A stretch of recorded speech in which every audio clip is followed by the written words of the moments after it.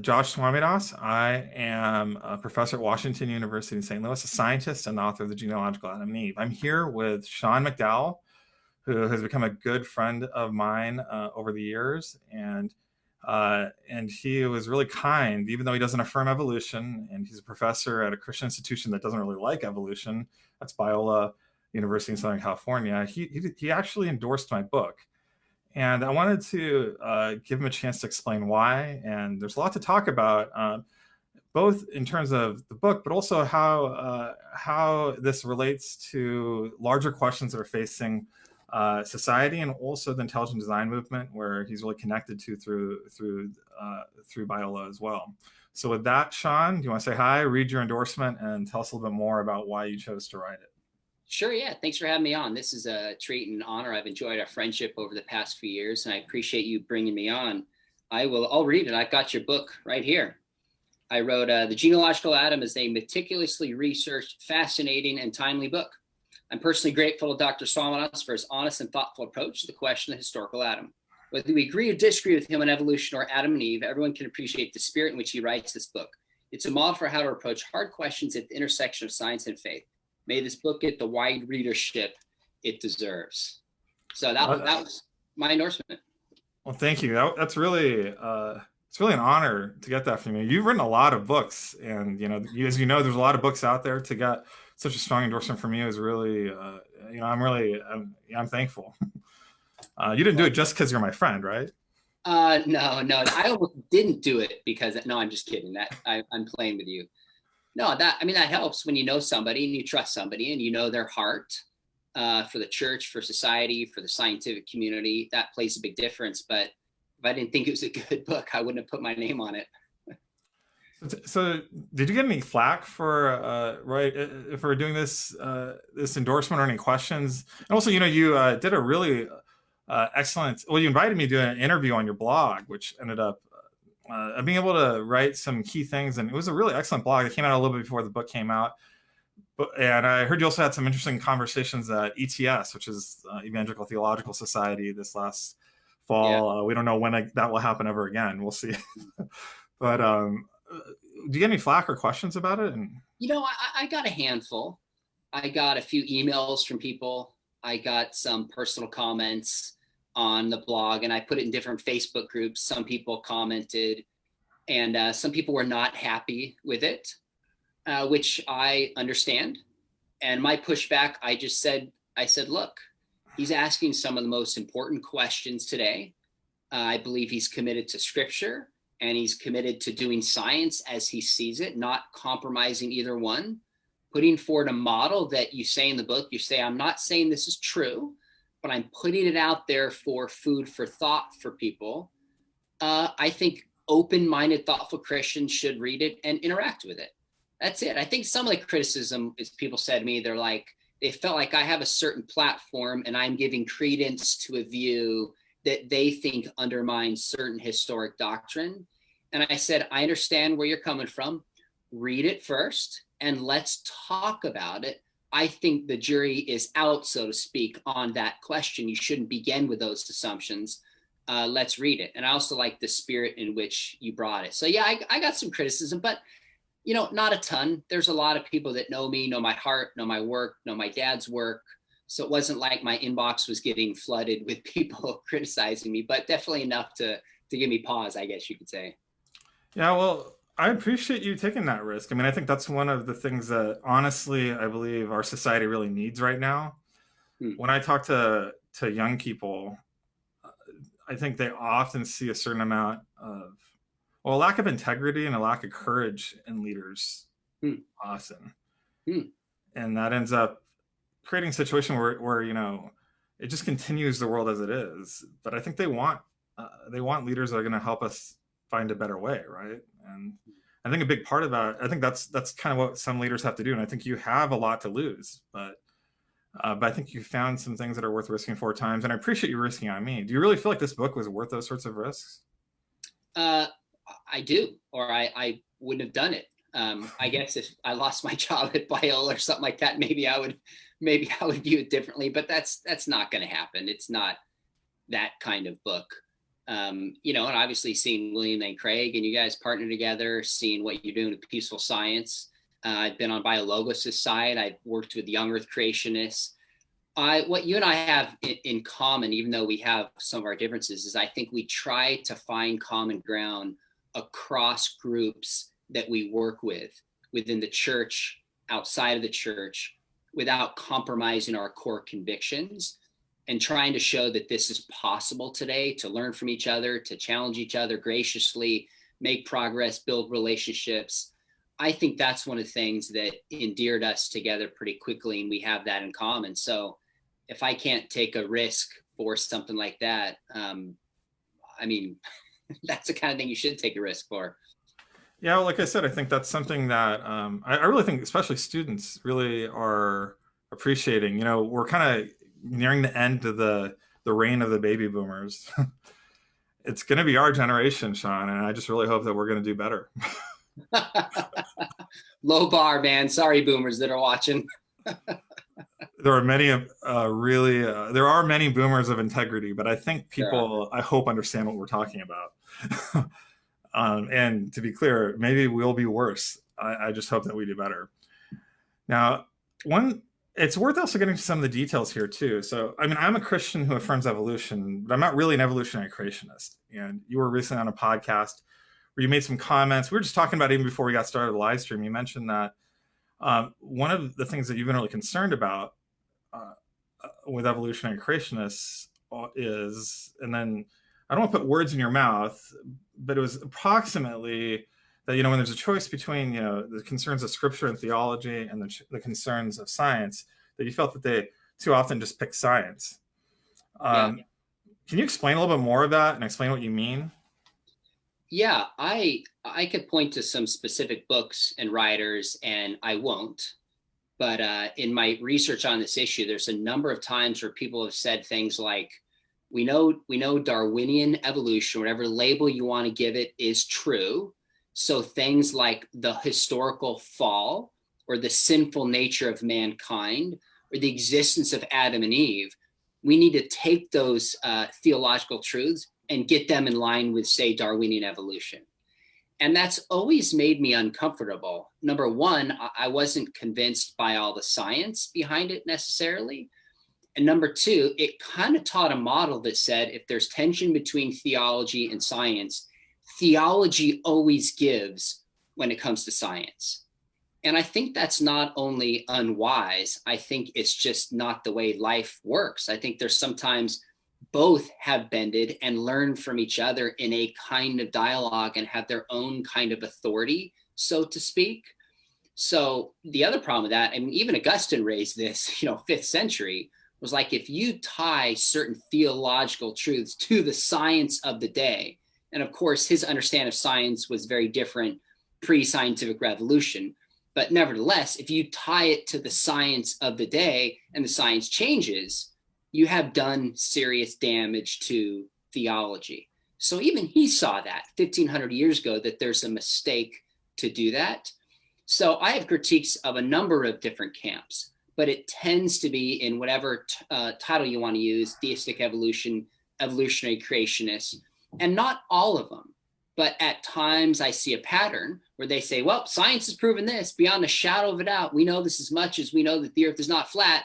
Now let's get theology in line. And then part of what your book has shown is actually that maybe have been a little bit premature. And I think it shows the foolishness of that kind of interaction between the two. So that's been my caution for a long time. And one of the things I appreciate about your book is you're making space for a fall, original created couple, a historical Adam and Eve. And I know that raises questions to people outside the garden, but you're trying to make space for that within an evolutionary model, saying they're not necessarily in conflict. Yeah, so it's interesting. So this ends up being unsettling both for those people who are raising all these questions for you, because they're saying, they're saying that making space for evolutionary science is going to necessarily bring all those things into question, but actually this makes space for those things. Mm-hmm. And then it also really ends up putting a challenge forward to a lot of people who thought that they were kind of being progressive and on top of things by just giving way on theology for what settled science was, but maybe the science wasn't as settled as we thought. Yeah, I think that's right. I think partly what we've seen with this is it's like, okay, slow down. We don't have all this figured out. The science is changing in front of us. Let's not jump to conclusions. In fact, some of the things you said in your interview I saw with William Lane Craig recently, you're like, there never will be a time where everybody agrees on all these issues because of the stubbornness of human beings, because of theological assumptions for a whole range of issues. But can we find a better way to agree to disagree and not bring certain faulty assumptions in that rule somebody out unnecessarily? That kind of space appeals to me. And I think that's your heart too. Yeah. I mean, one thing that I would say that I've really been drawn into through this is really trying to think through what is like the right theological account of the diversity of views in the church.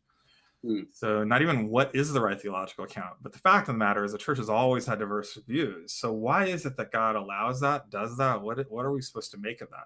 That's a question for later, because I want to continue this question a little bit more, because when you talk about this issue that you have with evolutionary creationists, and I once again want to affirm or emphasize that I wouldn't call myself an evolutionary creationist, maybe even precisely for these reasons. But the criticism that I saw on the internet for what you said was that people thought you were just saying, well, then theology just basically is supposed to dictate Yeah. what scientists do. And is that what you mean, or are you meaning something else? No, I didn't say that. And that's interesting to me. I'd have to go back and hear the interview. Either I didn't state it clearly, or they brought those assumptions and put words into my mouth. Well, I think for a lot of people, it's an either or, right? It's either you're going to go with the science or you're going to go with the theology. So what's the other option? No, look, I think there's times where we make scientific discoveries and it makes us go back and look at theology and ask, have we interpreted this correctly? We see this in history. And I think there's times I think it goes both ways. So they each have a domain of truth and they're both in progress. Sometimes some of my friends will say things like, well, science is always learning and changing, and theology is stale and wedded to a book 2,000 years ago. I'm like, you clearly don't study New Testament theology and follow these discussions. Things are changing and adapting, tied to certain essentials that the resurrection of Jesus, salvation by faith, etc. But it is an evolving kind of discipline, so to speak, where there's an ongoing conversation. So as I look at it, if there's a mistake in science and theology happens to weigh into that, it could make us relook at certain scientific truths. Example, maybe the historical Adam, and the flip side. So, but bottom line though, I guess I would say this: if there was no way of reconciling something, and I was utterly convinced that Scripture taught it, because I believe that Jesus is God and we have His words written down carefully and accurately, I would ultimately side, if it was seemingly no reconcilable possibility, I would go with that because of an authority that I put to Jesus. But that's a kind of hypothetical, so to speak, because there's so many things to work out before we get from A to Z. Well, maybe it's not so hypothetical. So, well, first of all, I would agree with you. The idea that all things will be reconciled between science and theology is more of an eschatological claim. That's a big word to just say, we think ultimately that'll be the case. But we're in media res. We're in the middle of things right now. And so on the path there, we don't actually expect to be able to fit it all together. Mm.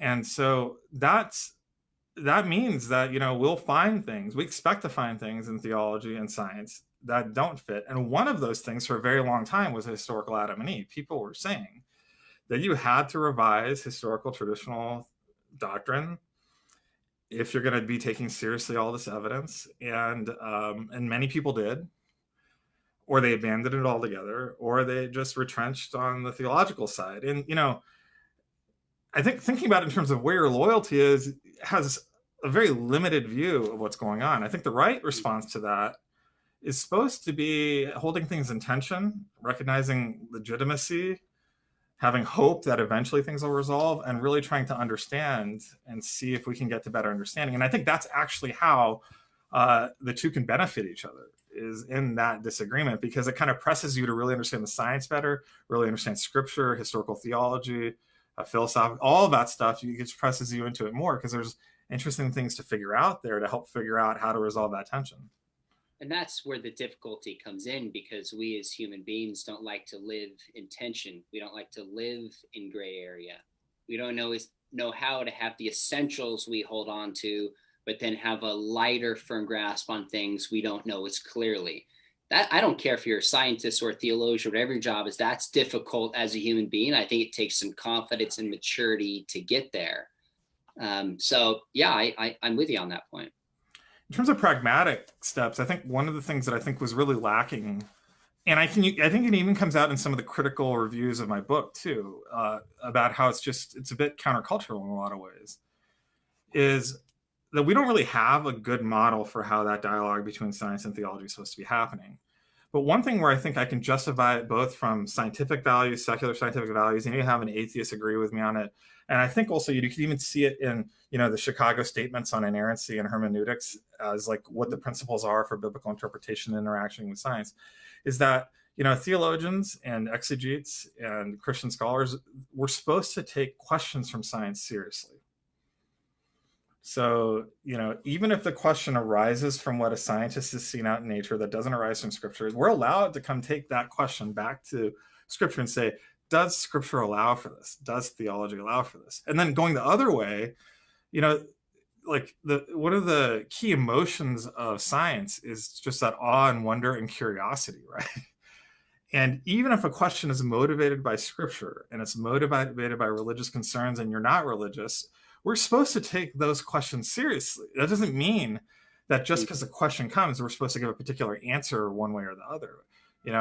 We still are kind of confined to using scripture and theology when we're answering those questions in that way. We're still confined to using scientific evidence one way or the other, even if it's a religiously motivated question.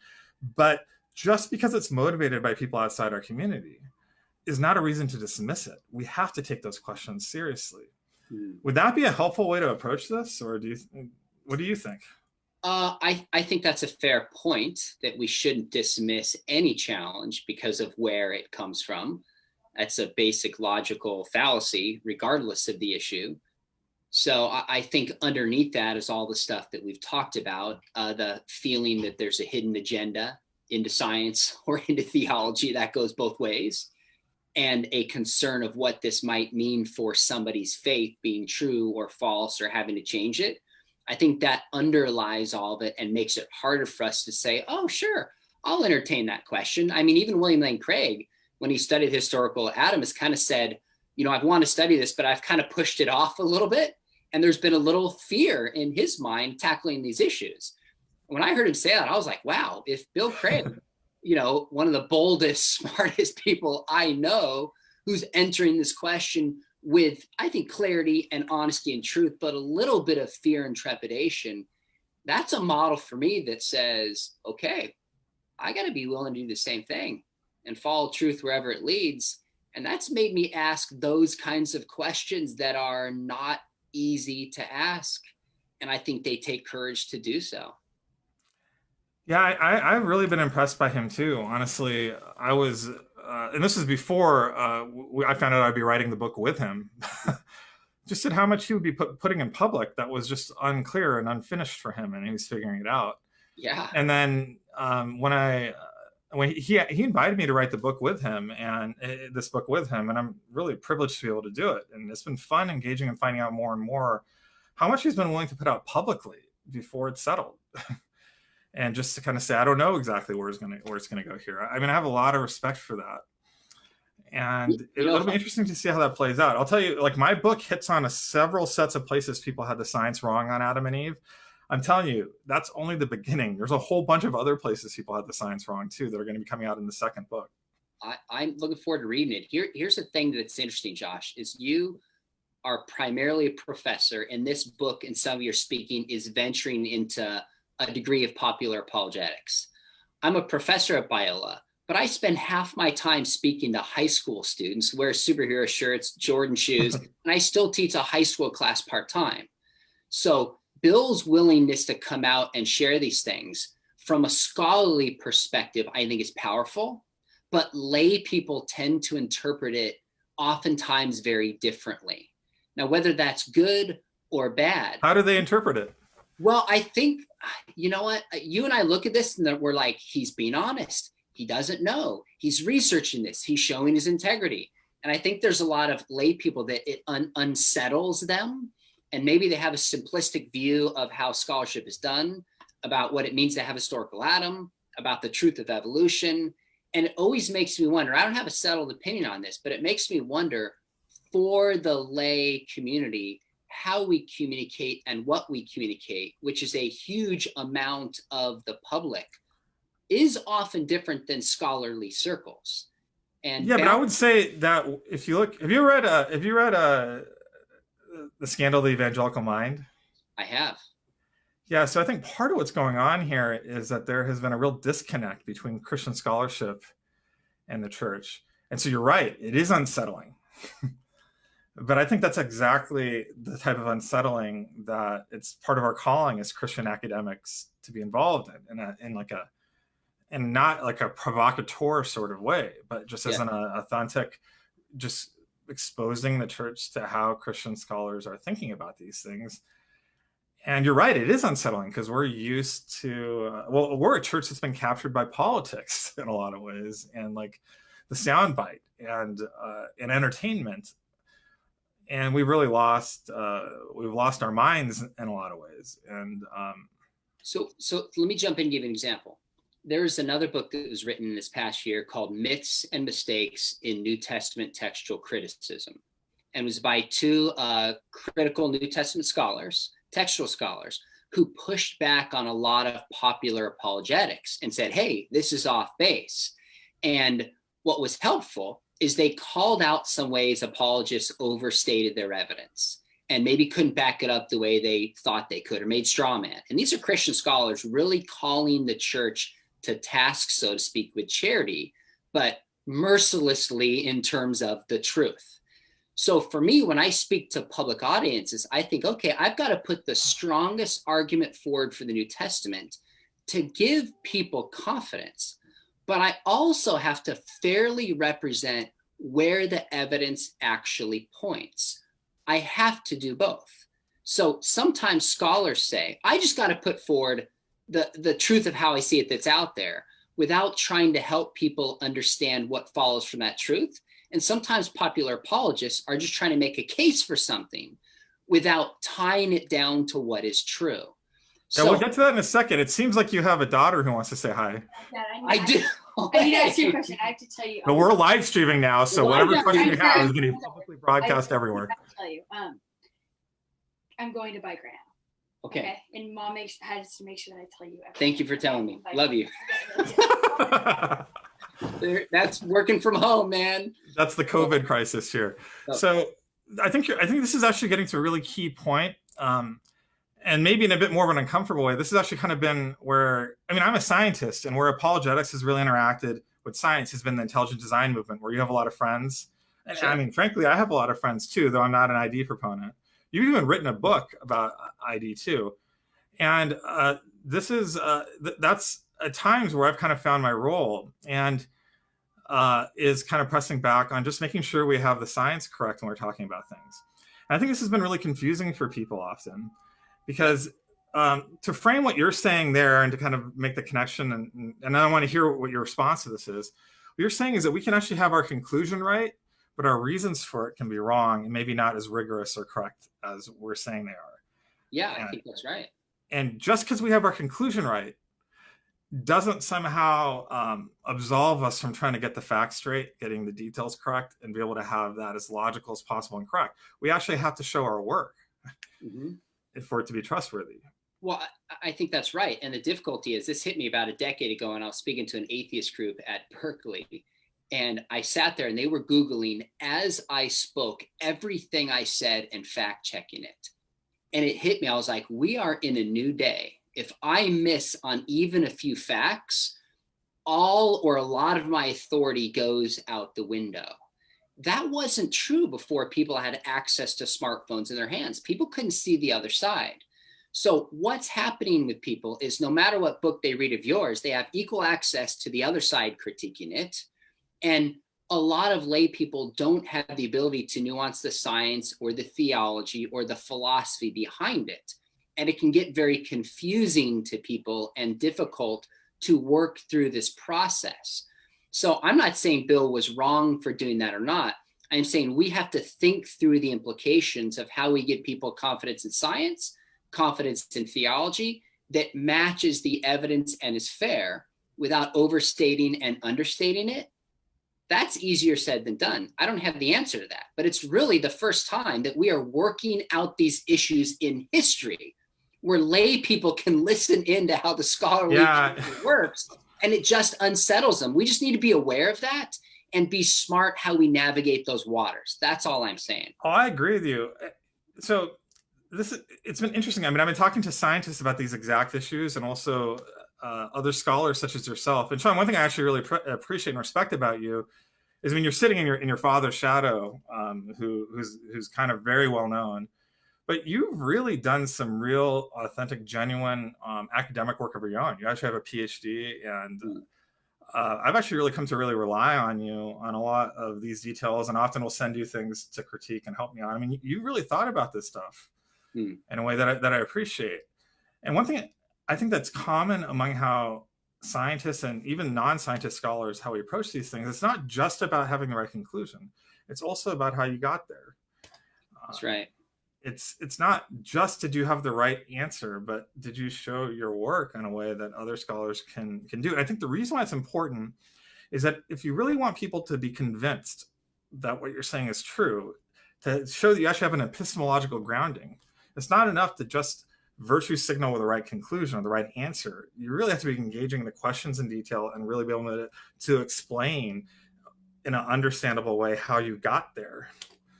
And I think that's just very different than how most people think about it. I mean, I had to kind of be trained into it during my PhD. I don't know if that's how it was for you, or if you got that ahead of time or afterwards, or how, but... I started in the world of apologetics. And when I started my dissertation, I didn't realize this till later. I was trying to prove that the deaths of the apostles was good evidence for the resurrection. Halfway through it, I realized, oh my goodness, you don't do scholarship this way. And you found out that maybe all didn't die because of their... Yeah, like it just, because I had done popular apologetics, I started realizing, oh my gosh, I have to find out what happened. And if this is any good evidential merit regardless. And then it shifted in my mind a little bit. And that's a long process because dissertation's 3-4 years plus. But that's where it really shifted for me. Doing that academic work was, I had a life experience I'm not sure I could have learned any other way. But here, and I don't want to take this conversation a direction it shouldn't go. But when you talk about authority, yes, people want to see how we got to certain areas. But I also find, even though I have a PhD and I published in the leading academic press, there's a whole lot of people, because they have more YouTube followers or Twitter followers, or they're funnier, think they have more authority than me on a subject and their opinion is equal, even though they've thought about it 5 minutes. That's what's changed in culture today, is people are judging the form. I mean, I had a guy comment on, I was in a debate with a guy on an issue of sexuality, and he goes, wait a minute, Sean, you have this many views. This guy has more views. You don't know what you're talking about. And I was like, is that really how we're going to assess this issue? So that makes these conversations even tougher, that people view authority and research in a different fashion, although science in the minds of people has much more authority than research in theology does, culturally speaking. It's perceived that way, that's for sure. Yeah, maybe, peaceful science, we've been seeing, though, as scientists get engaged with the conversation, they really start to get a much larger respect for theology, actually. It's been a common statement for them, finding out like, oh, this isn't just say whatever you want. There's actually an internal logic to it. And there really is actually something to study here. And several of the atheists have even said that they're really starting to really enjoy theology. And I got to tell you, I was on a phone call last week with atheists that's been working pretty consistently with peaceful science. Not Nathan Lentz, it's another one, actually. We have a large number of atheists working with us. And man, there's some stuff he was saying about the resurrection. I mean, there's a point where I just had to kind of interrupt him on this conference call and say, man, like you're actually speaking some better theology than a lot of Christians. I mean, it was really remarkable. He understood the resurrection was really the central, cornerstone of the faith. And he's saying, you as Christians really need to talk about that because that makes sense to us. That's awesome. it was really remarkable. And what I think I've been finding too is that, theology is not just like this, like, hidden thing is supposed to be an internal conversation in the church. It's actually supposed to be part of the grand conversation, the long conversation in history about how people through the last several thousand years have engaged grand questions. And for those of us that want to engage grand questions outside of theology, theology is supposed to just be one of the dialogue partners. It's not there to be normative to tell us what to think necessarily, but to say, well, this is how people have thought about it in the past, maybe even how some people are thinking about it now, and how does that interact? And there's something really impoverished about our conversations if we don't invite that to the table too. Well, I think that's good. And I think there's a difference that some on the theology side might make between dialoguing on secondary issues and what are seen as essential issues. We could unpack and all that means, but that's where it gets tricky when you talk about the essential hard issues. We're not just having a dialogue. If that changes, the heart of my faith changes, where secondary issues arguably don't. So yeah, but even on the primary issues, we won't have dialogue about it, right? Oh, yeah. I'm saying with the spirit that says theology is just, maybe I didn't hear you right. It's just a part of the dialogue. And maybe in the scientific community. Well, I'm saying for like an atheist who wants to write a book about, how human origins, they're going to engage with paleontology. They're going to engage with anthropology. Gotcha. They're going to be looking at genetics. They're going to be looking at fossils. Yep. To try to pull together this cohesive view, and they're going to be looking at that historically. And I'm just saying, even if they don't think there's anything legitimate to theology, they don't think the Bible is real, that's still part of the heritage that we all have of humans in history thinking about these questions of human origins. There's something lost by not actually engaging it, is what I'm trying to say. Now, of course, some of us think there's more validity to it, but that's fine too, right? You know what I'm saying? I'm totally with you. Agree 100%. Well said. Yeah. So I think, like I said, I think there's going to be, it's funny. We kind of go off all these little side tangents. It's fun, but there are threads that I want to make sure we don't miss. I think for me, and it's been interesting working through this. So I kind of find myself not really like an evolutionary creationist, because I don't think I fit the pattern you were talking about, right? Mm-hmm. No, I don't think you don't fit that pattern. I have not seen that in you. And that's part of the reason why I don't call myself an evolutionary creationist. Not to say that all evolutionary creationists follow the pattern, but it's just not a really good fit. And even though I do affirm evolution and I believe God created us, I wouldn't put myself in that camp. I also think that God created us, and in that sense, He designed us all. There's other intelligent design people who affirm common descent, like Michael Behe and others. I recently did a dialogue with him. Yeah. I'm friends with a lot of people in the ID movement, such as yourself, but I've also found myself kind of more on the outside of that movement too, just because I have, I'm concerned in the same way those apologetics people have been when they really get into the details of that. I'm just not sure about the scientific accuracy and quality of a lot of those arguments, even though I agree with that ultimate conclusion that God designed us all. And so I'm kind of finding myself like in the no man's land between the trenches. So where do you think someone like me fits in? You know what? I actually think you've carved your own niche, and you got to realize the ID movement has been around. I mean, they would argue since the time of the Old Testament, but formally, the third decade. Yeah, like the early 90s. So they're going to be coming up on their 30th anniversary soon, right? Yeah, at least that long. Evolutionary creationism, theistic evolution, not by that term, but going back to the time of Darwin, there's been people wedding those together in different ways. I think that the way I hear you framing this conversation is a younger, newer piece. So I wouldn't expect there to be as many people that have these established camps when you're trying to chart your own way. Now you have stuff in common with different camps. It's not utterly, completely novel, never heard of before in that sense, but you're trying to make space for a new partner in this dialogue. And so you're a year or two in, and it just takes a while. So I think you are right now carving out what that looks like. 5, 10, 20 years, it'll look very different. Just like the ID movement. When I had conversations with some of those guys early on, They have backtracked on a lot of stuff that they said that they thought would happen in culture, which, we all do. I've backtracked on plenty of stuff. So I think you're carving out that niche right now as a whole. Now what that looks like and how I can't really speak for the scientific community, how that would be accepted and how that would adapt. I don't know enough there. You would obviously know more than I do. How the church adapts to that 5, 10, 20 years.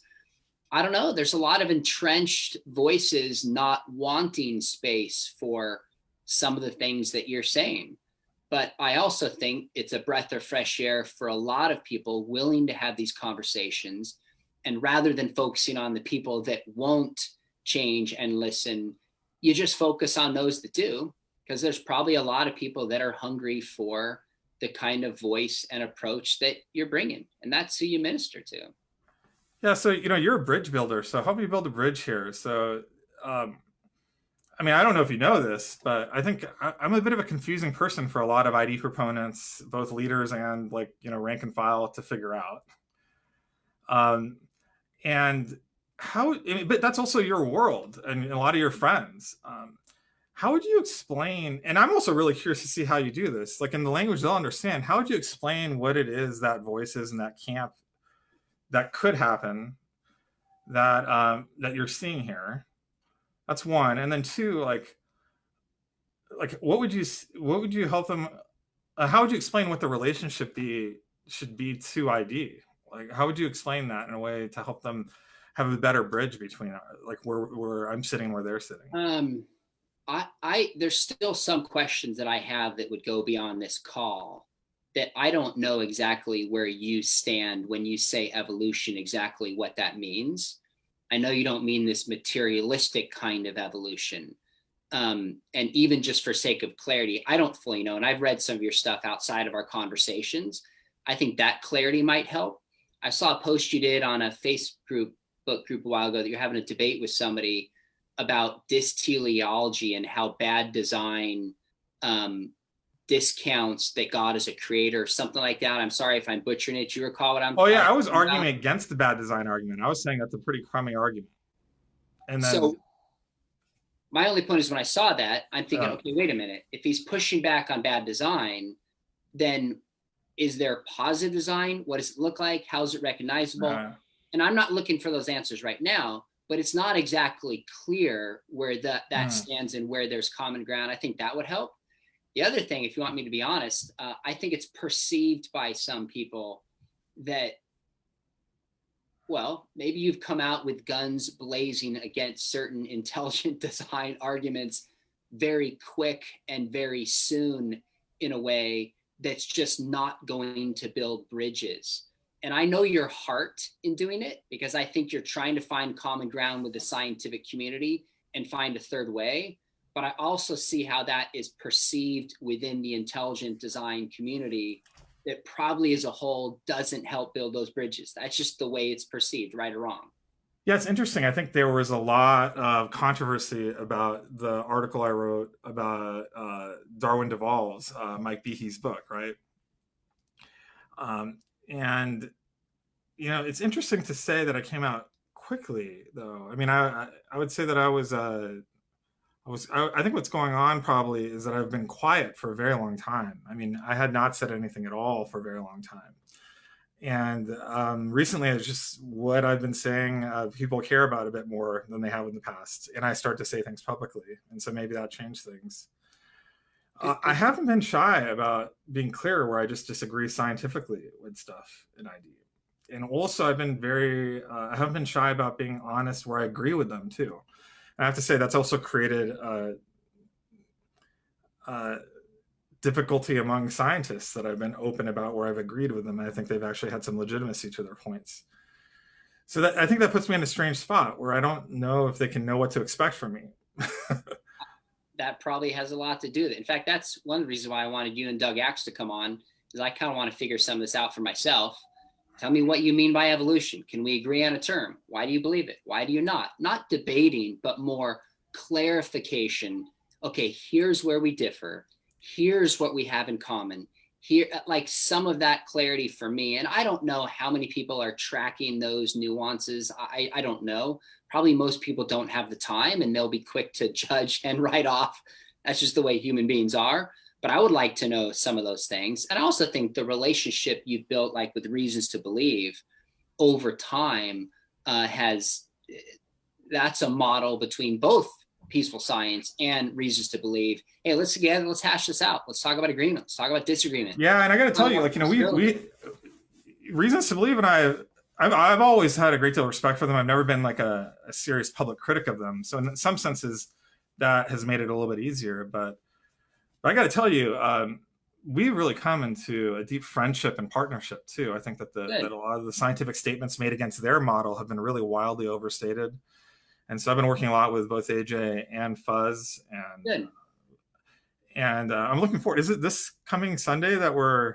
Yeah, well, I'll send you stuff. Yeah, Sunday night. Anyone watching who wants to join in? I think 7:00. Just about historical Adam is stuff we're gonna unpack and discuss and clarify, hopefully, for viewers. I think that's gonna be great. And then you invited Doug to have a conversation. I think it'd be really interesting to have. Do you think that'll happen over the summer when he gets his book out? Actually, he's agreed to do it. I've been meaning to forward you the email. That'll be more like on the evolution piece. Like, should Christians embrace evolution? What does that mean? What does it look like? What's at stake? And not a debate, but where are the differences? Why do we embrace it, not embrace it? I want to help people think that through.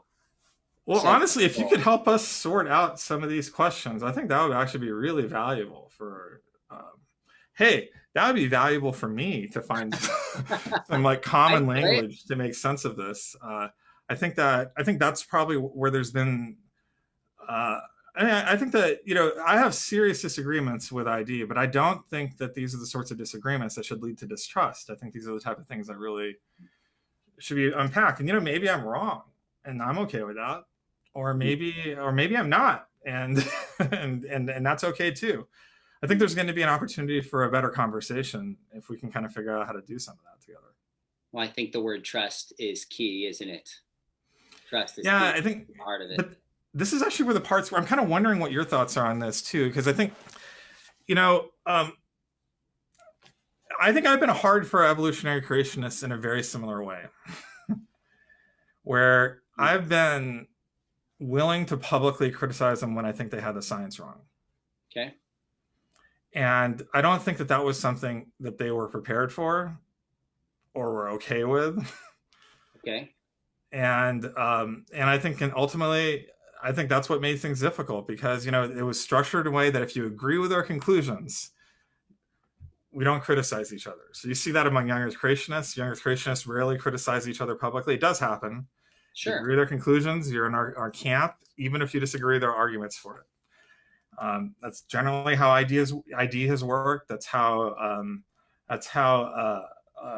biologos and evolutionary creationists work. That's also how that's worked. And I guess I'm approaching this a bit more like a scholar, where I can say, I agree with that conclusion, but that isn't good enough reason to put forward something that just is, isn't working out factually or logically. I mean, we need to get that straight too. And because I'm in the public, I feel like I have a responsibility to be, at least, I don't want to go after people, but I have a responsibility, I have a right, I have a role. Sure. To be truthful to people about where I think that those arguments aren't really working, even if I agree with the ultimate conclusion. Yeah. And I think that's just been hard for people. And is there a way, is this just going to be how it is all the time? Or that's just going to make me a person who's going to be very difficult to trust? Or is there going to be a way through this where people say, we're going to take maybe a review like Bill Craig. When he asked me to do this book, he said, I'm going to have a free hand in the science, and he wants to be truthful and honest about that. Mm-hmm. And he knows that I might say things that he's going to disagree with. Of course, I'm going to do it with him. He's not going to be surprised and all that. Of course. But I'm also not going to bend the science just to satisfy what he wants theologically. And I don't know that I have any simple answers for you. Some of the work with Craig is a testament to who he is and his integrity and his commitment to scholarship and his unwillingness to compromise the truth, no matter what it would cost him. That's who Bill is. And I see that sometimes he's asked about an issue and he goes, I just haven't studied that enough to have an opinion. Next. And I always hear that. I'm like, wow, that's commendable. Almost nobody says that. So that's more of a testament to him, I think, than anything else. I just think, Why couldn't that be commonplace though? well, you know what? Because human beings, I guess I'm back to his comment that he said he just doesn't have the confidence that everybody's going to agree to disagree because of human stubbornness and human fallenness and human pride. So, if you're asking me my thoughts, the only thing I could say is I would err on the side, if I were you. And I know this is not the same issue, but Matthew 18, going to a brother first, talking with him, building a relationship before you go Oh public. yeah, actually in all of the major critiques I've made, I've taken it to Um, people privately first. I think that's actually created some of the conflict.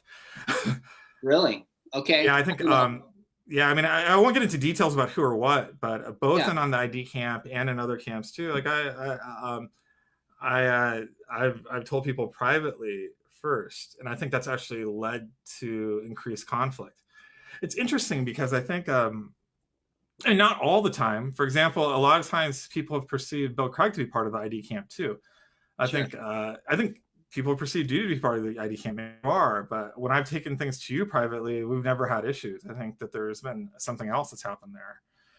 I kind of wonder, and I think if I was to think about this new camp, I don't even think it's really about affirming evolution. I would say it's rather more about this precise issue, about how we want to find like our common community and commonness, not about common ancestors, but about common answers, but about common questions and a common sort of integrity in how we approach these things.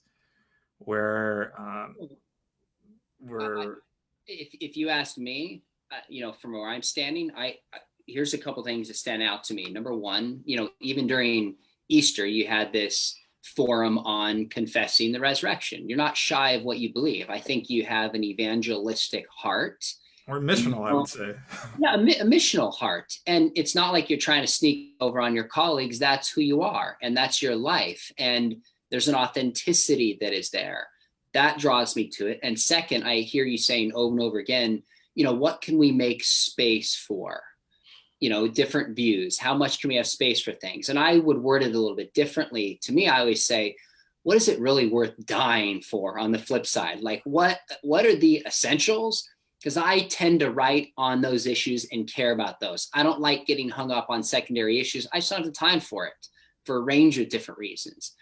And as I hear you speaking and writing and talking about this, I think you're saying, can we have as big of a camp as possible without losing what makes our camp unique and distinct? And what does that look like? That's, in my words, what I see that you're trying to say. So I want young earthers as a part of this. Yeah. Maybe the science pushes back a little here. I want ID as a part of this. Here's how they can make their arguments a little bit better. And I think when you approach it that way, it's perceived a lot differently than sometimes it's perceived. Josh is out with guns blazing. Yeah, I think that's criticizing this. Well, it's interesting. So in all these camps, actually, I've been told that there's rules that I'm breaking, and the rule is generally that if you're going to be in our camp, you can't publicly criticize this. Really? Oh yeah. No one's told me that. Well, also you haven't publicly criticized them. That's true. And for me, I think that just lacks integrity. So here's the thing: like I'm like aggressively encouraging and welcoming young Earth creationists to be a part of our camp, but the rules are not that if they come, then I'm going to hold off in explaining where I disagree with them. Sure. And so that's going to be the exchange, and that I get is a hard choice for a lot of people. Yeah. And we want to welcome people, but that is going to be into like an authentic community where it's going to be within bounds to explain truthfully what we think about each other's ideas. It's kind of like the Socratic ideal, right? Or this idea where differences are part of what makes this fun.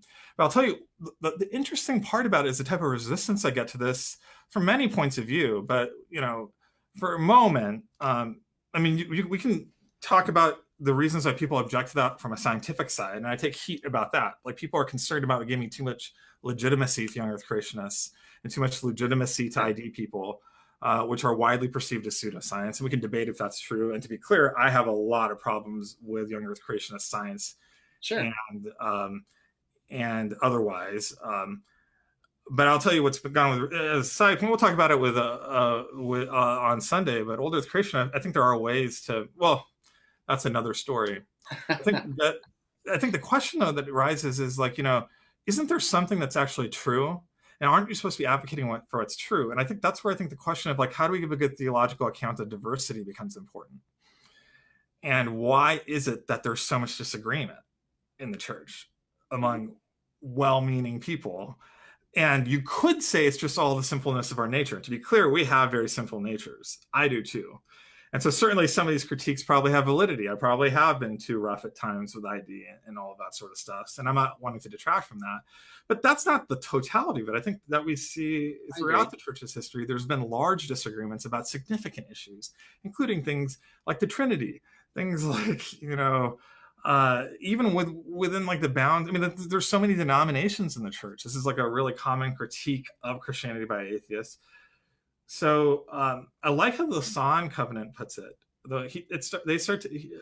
John Piper actually starts to give a theological account where he talks about the many-colored wisdom. And if you look into the explanation for this, he's retranslating Ephesians, where it says that there's a many-colored wisdom that arises in the church, and that God's wisdom becomes clear kind of in like this mosaic sort of view of maybe different emphases that arise in different parts. And it's not that every single individual account is true. There is a greater truth that we're going to only be able to have a chance to approaching as we kind of bring all the pieces to the table, where we have a bit of a give and take and see what's legitimate about other people. Do you think there's any sort of grounding for that sort of theological account of diversity? Oh gosh, I do. I'm not sure I have an answer for you of what that looks like. Historically speaking, that's not my forte and how broad that theology is. But I think if there's ever been a time where we've talked about diversity and its value, not only in the church and beyond, now it's valued as much or more than ever. So I think that's a good sign. People are waking up to biases that they have theologically and scientifically speaking, probably more than ever before. I think you're right that it's not just human sinful nature. I think of that recent book. I think it's Todd Wood and is it Daryl Falk? I can't remember. Yeah, The Fool and the Heretic. And Falk, yeah. That's a really interesting book. When I read that, because I'm not a scientist, to see the distrust and the deep-seated, bridges that had to be crossed for them to even talk was so eye-opening to me. I'm like, gosh, I don't mind talking to people of all different stripes. I don't want to use the word baggage because that's uncharitable, but there's so much to it. The identity of a young earth scientist, the identity of an intelligent design scientist, the identity of an evolutionary creationist. We are tying ourselves to these labels. And part of the diversity is what is the heart of our label of how we define ourselves, what holds us together as opposed to what seems to divide us apart. Yeah, see, this is why I actually have scientists talking about the resurrection so much, because I think the way how you described it as an identity issue is actually what's happening. But I actually think that that's, to use theological language for a moment, I think it's a type of idolatry. Okay. Like who am I? Am I defined by my belief on origins? Or am I defined as a person who follows Jesus, the one who rose from the dead? And, is my church the Christians that I think have a sensible view in science, or is my church the ones that are willing to be fools in society because they found something more valuable, like a hidden treasure in a field that no one knows and thinks it's worthless, and they sold everything to give it to? Now, if I'm that second type of person, then, it actually reorients everything. I think the much more challenging question is, why should I even care about origins when I've encountered who Jesus is? I think that's a much more difficult question to raise if I've had my life reordered by who Jesus is. Yet, rather than that, somehow we all come to encounter the one who rose from the dead and then kind of turn to worship other things and place our identity in other places. And I think that's actually why this is such a difficult space. So basically, what would need to take place for this would be repentance within the church, which is why there's resistance and there's spiritual warfare, because there's forces that I believe in that don't want to see this kind of repentance. And it takes a lot of humility to get there and recognize that. That would seem to be, if what you're saying is true, one of the biggest barriers to people in all camps. And it's in all camps. You know this, Josh. All camps have different idols. Oh yeah, and I think that's actually what's interesting. It's in all camps. It's also an old earth creationist, but I have to say the leadership of Reasons to Believe, that is not what's going on, which is I think part of why we've had such productive partnership where we can disagree, but honestly our disagreements about evolution are so secondary to all of the other commonality we have, in a way that we have like a genuine love where they're doing genuine things to serve and help me, and I'm trying to do what I can to serve and help them. And it's actually secondary. I mean, it truly is secondary in an effortless sort of way, what like our final views are on different things, you know? Yeah, and I think that's because Hugh and Fuzz and AJ and their team they're humble and they care about the gospel and doing good science. I think that's what I've always sensed from them. They have an evangelistic heart. And so that's why there's the commonality across it. I think you so I think so this is kind of getting to I think what that next camp could be. So it's funny, to give one thing I do when I read ID stuff is really look for things that I think have legitimacy and try and echo them. Mm-hmm. I mean, I am a harsh critic of ID, but I do think they have some very legitimate points. And I've been public about those points. There's a book called Shadow of Oz by Wayne Rossiter, which I disagree with on almost everything he put in there. Yep. But there's one point where I think that he really is correct on it. I think it's a pretty stinging critique, frankly, of a lot of Christians that affirm evolution and have been out there in public. And he says, they spend more time trying to convince people and evangelize evolution than they do the gospel and the resurrection. Mm-hmm. And I think he's right. Now, the thing about it, though, which I think is, well, first of all, I think he's right. And I think that's legitimate. And I think ID people have to deal with that. But here's the thing that I just can't help but wonder about it. That criticism seems to be very true of most ID people or the leading proponents. In the way that he's talking about their public ministries. He's not talking about their personal beliefs. He's not talking about what they do in church. He's talking about what they're evangelizing. And so that's where I struggle with both sides, frankly. I just think that there needs to be a different sort of Christian voice in science rising that's more centered on the gospel. I agree. I think there's a difference between somebody not persuaded by evolutionary science and feel like they're bringing integrity to science by bringing in an ID model. And I don't buy the critiques of ID that say, it's creationism in a cheap tuxedo, and they're just trying to sneak the gospel in. Right or wrong, I don't think that's their motivation. Well, I'm not giving that critique. I kind of wish they would talk about the gospel more. But my point being, then there are some other movements that really are practically bashing, defeating, critiquing evolution. Like, that's the most important thing. Like, we can't talk about anything until we agree on evolution.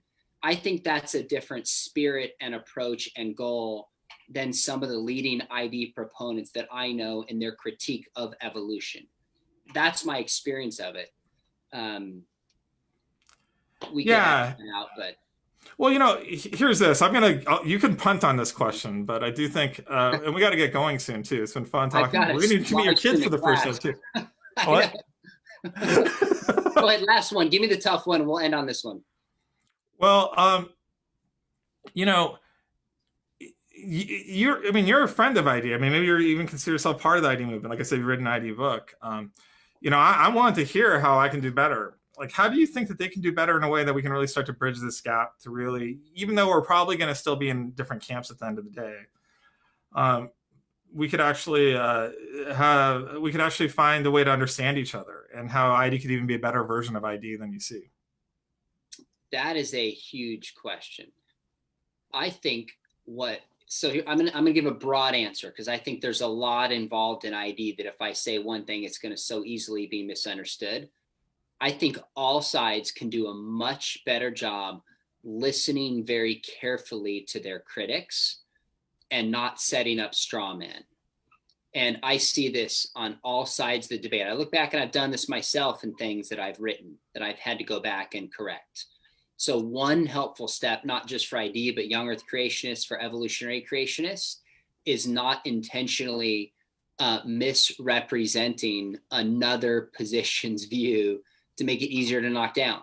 I've seen that in ID. I've seen that amongst evolutionary creationists against ID, and I've seen it against young earth creationists. So that would be something I would love to see ID do as a whole, but also all of the participants in this conversation just listen very carefully, and better would be a place to start.